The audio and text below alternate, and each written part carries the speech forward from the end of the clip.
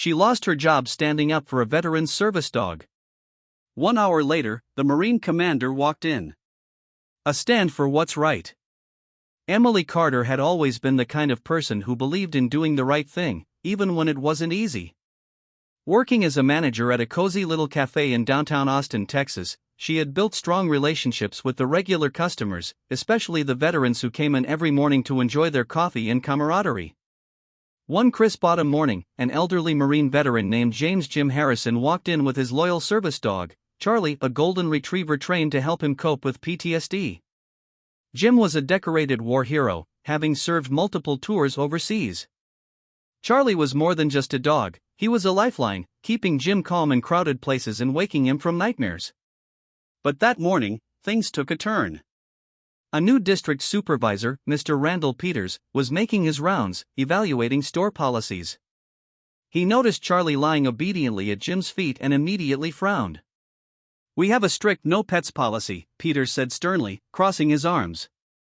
Emily, sensing trouble, quickly interjected. "Charlie isn't just a pet, sir. He's a registered service dog." Peters scoffed. "I don't care if he's the Queen of England's dog. Health regulations are health regulations. Sir, you'll have to take the dog outside." Jim's hands trembled as he reached for Charlie's harness. He had faced gunfire, bombings, and the horrors of war, but being asked to leave because of his service dog hit differently. Emily's heart pounded. "That's against the ADA," she said firmly.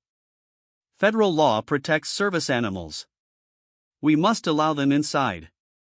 Peters gave her a cold glare. "Are you arguing with me in front of a customer?" "I'm standing up for a veteran," she replied without hesitation. Peters's face turned red with anger. "If you don't follow company policies, you're out."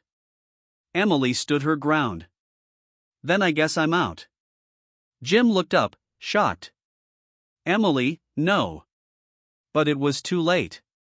Peters sneered, pulling out a termination notice from his briefcase, as if he had been waiting for an excuse to use it. "You're fired. Pack your things." Tears welled up in Emily's eyes, not from fear, but from frustration. She had worked at the cafe for 5 years. She had poured her heart into making it a welcoming place. But if standing up for what was right meant losing her job, so be it. Jim, visibly shaken, left with Charlie. The cafe had never felt colder. An hour later. Word spread fast. An hour later, the bell above the cafe door chimed again. The air in the room shifted as a tall man in a sharply pressed Marine uniform strode in. His presence commanded instant respect.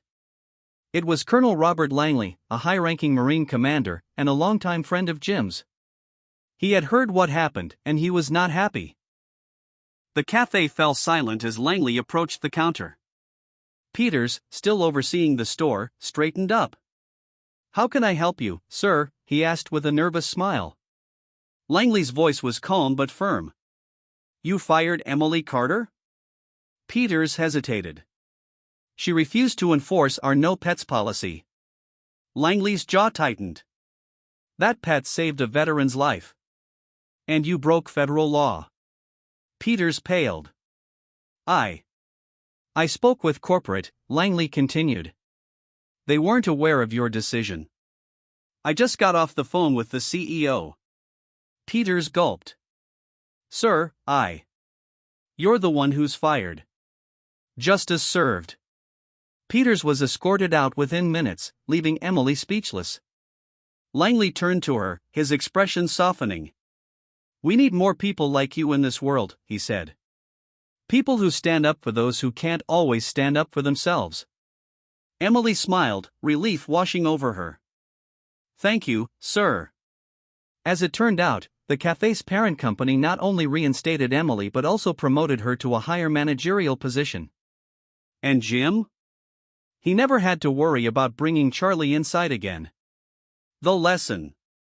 Emily's story is a reminder that doing what's right isn't always easy, but it's always worth it.